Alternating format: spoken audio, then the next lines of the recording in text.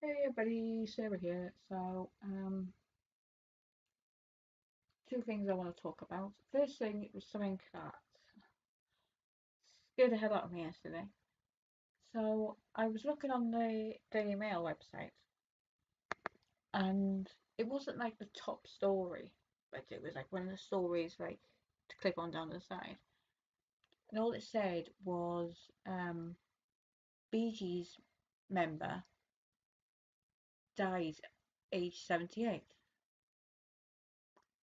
And I was like, hang on, how old's Barry Gibb? It didn't say Barry Gibb, but on this bit, but I was like, Barry Gibb 78, or at least I think he is. And I googled him. Um, Actually, I googled him after I clicked on this story. But yeah, you know when you just have that feeling like your I don't know how to describe it, like your stomach drops or something like that. You just get that feeling. That is how I felt when I saw that. Um, and I clicked on the story, and it was Colin Peterson, who was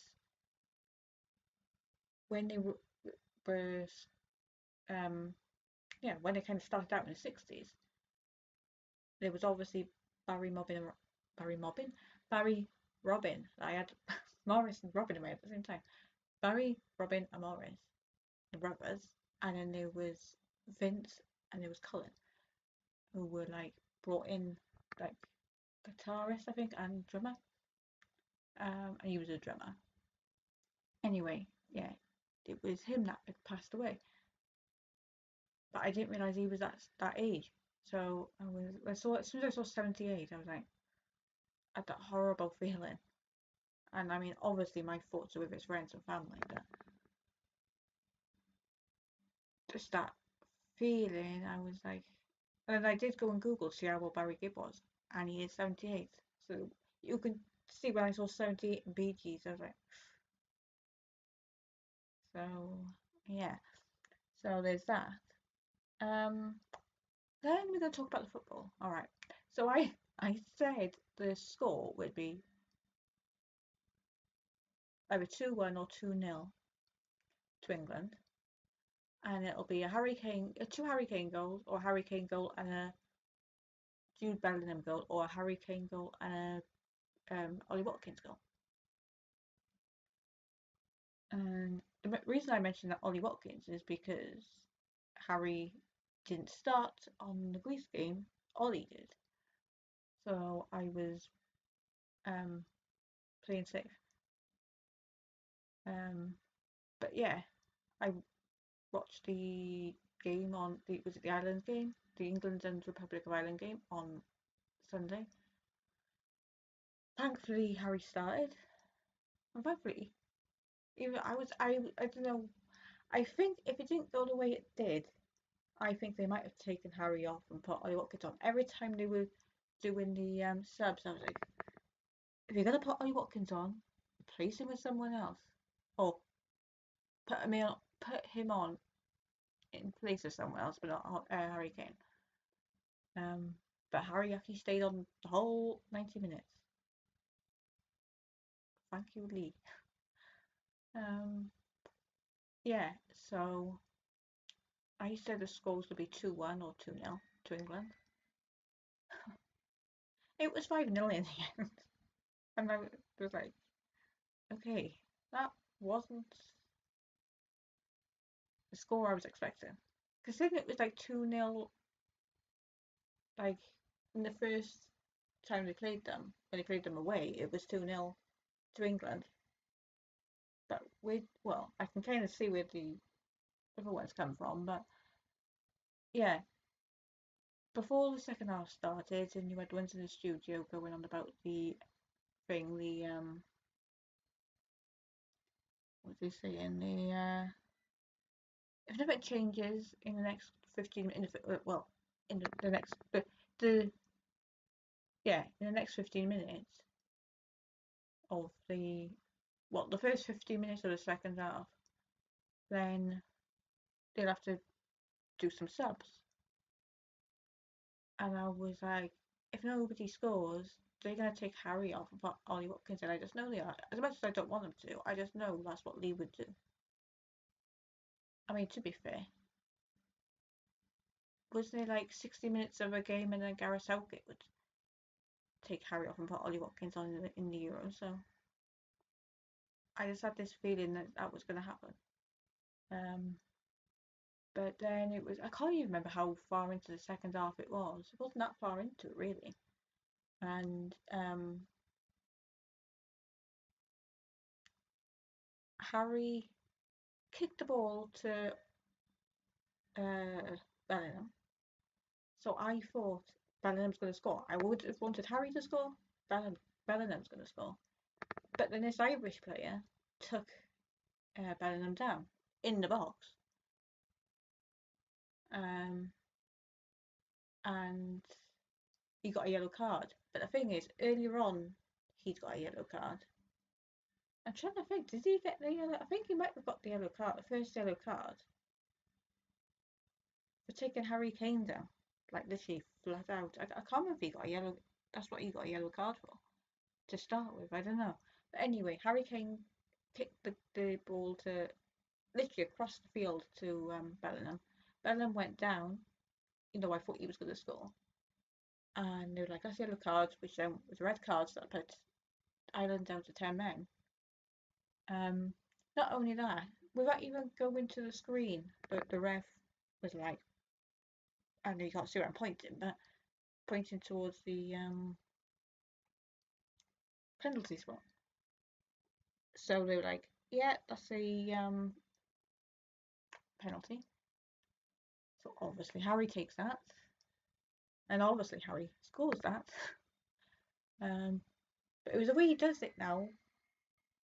Well, I mean, he has done it before, but he'll do the normal like breathing thing, and then like he runs up to it, but then he kind of paused because the goalie had like kind of made a move to one direction. He then kicked it in the opposite direction. He like paused and then kicked it in the opposite direction. So he scored that, and then Anthony Gordon scored, and then Conor Gallagher scored. I think this was all in a matter of 6 minutes, or not 6 minutes from the start of the second half. I mean, from Harry's goal to Conor Gallagher's goal, there was like 6 minutes, I think. And then there was they brought what's his name, Jarrod Bowen on. He came on, and he yeah brought him on, and literally was it 30 seconds after coming on, he scored a goal. And then I can't remember the other one's name now, but I know he's the fiance of Roy Keane's daughter. And Roy Keane used to play for Republic of Ireland, so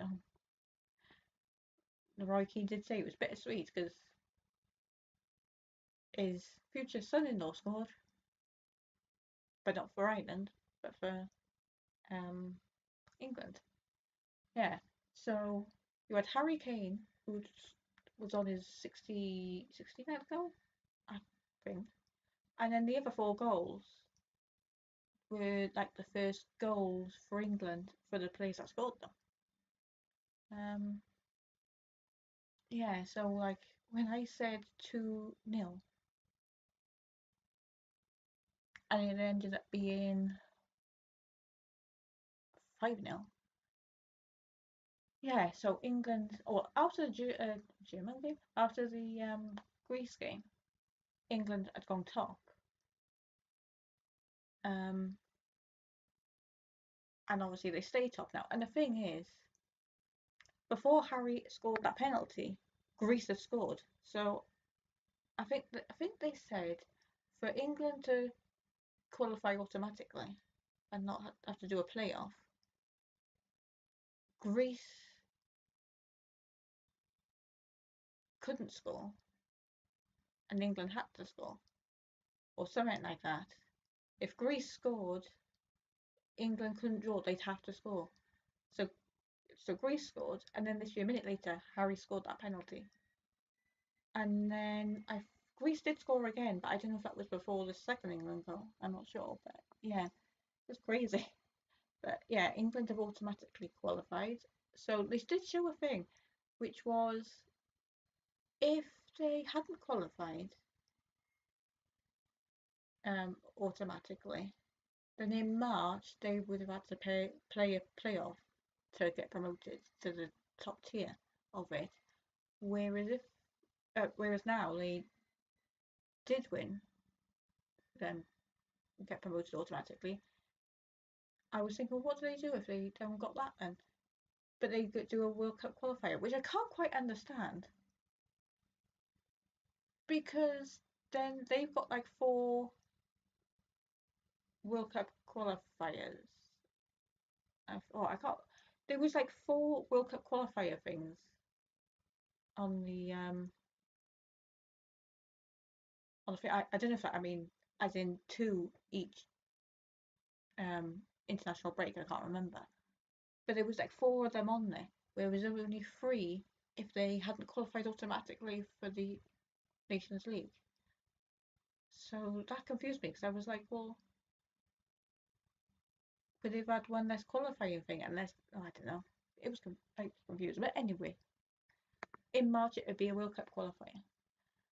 Um, yeah, and Wales won today, so they went top. And I was looking, and I think they were in Group B or whatever it was they call it. So they get promoted. So could England be playing Wales at some point? I think they said the next United Nations, the Nations League, is when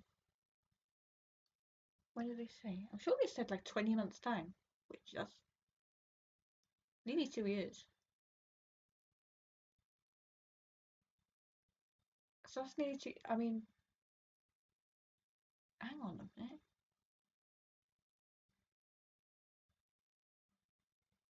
That's going to be after the World Cup.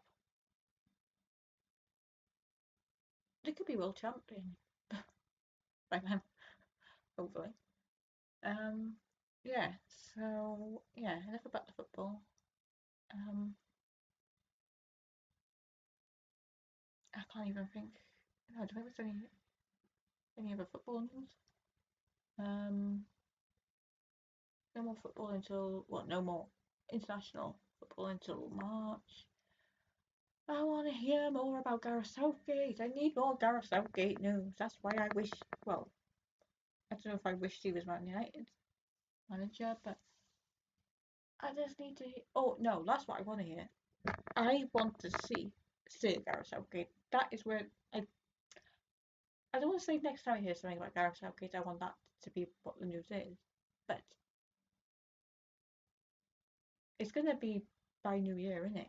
They're gonna announce that by New Year in the New Year's honours list. It's gonna have to be.